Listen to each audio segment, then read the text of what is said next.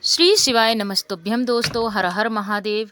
आज हम इस वीडियो में आपको शुक्र त्रयोदशी व्रत की कथा के बारे में बताएंगे।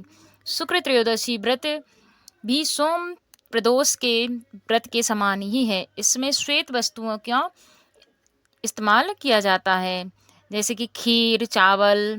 आइए अब हम शुक्र प्रदोष व्रत कथा सुनते हैं। सूत जी बोले, प्राचीन काल में एक नगर में 3 मित्र रहते थे। तीनों में बहुत ही घनिष्ठ मित्रता थी। एक राजकुमार पुत्र था, दूसरा ब्राह्मण और तीसरा सेठ पुत्र था। राजकुमार और ब्राह्मण पुत्र का विवाह हो चुका था।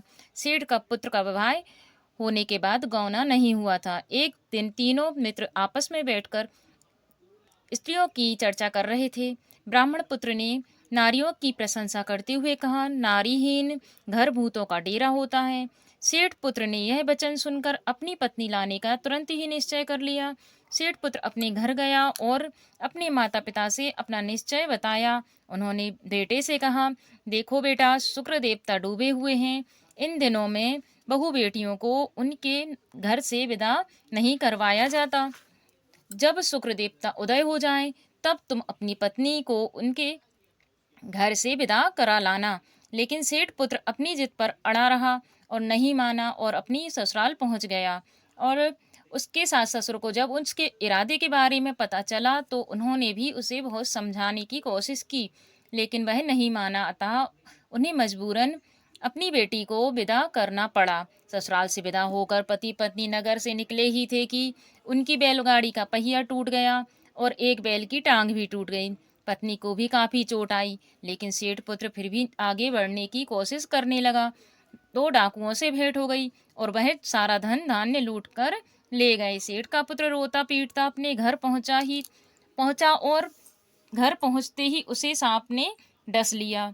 उसके पिता ने वैद्य को बुलाया। उन्होंने देखते ही कह दिया कि आपका पुत्र 3 दिन में मर जाएगा। उसी समय इस घटना का पता ब्राह्मण पुत्र को लगा।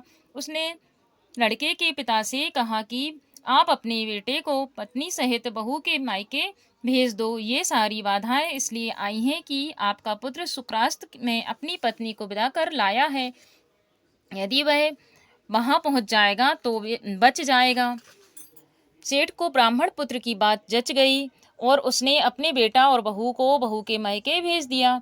पहुंचते ही सेठ के बेटे की हालत में सुधार होने लगा और वह पूर्णतः स्वस्थ हो गया। उसके बाद उन्होंने अपना जीवन बड़े सुखद पूर्वक व्यतीत किया और तत्पश्चात वह पति पत्नी स्वर्ग लोक को गए। यह थी शुक्र प्रदोष व्रत कथा। अगर कथा थोड़ी सी भी अच्छी लगी हो तो कमेंट में हर हर महादेव अवश्य लिखें।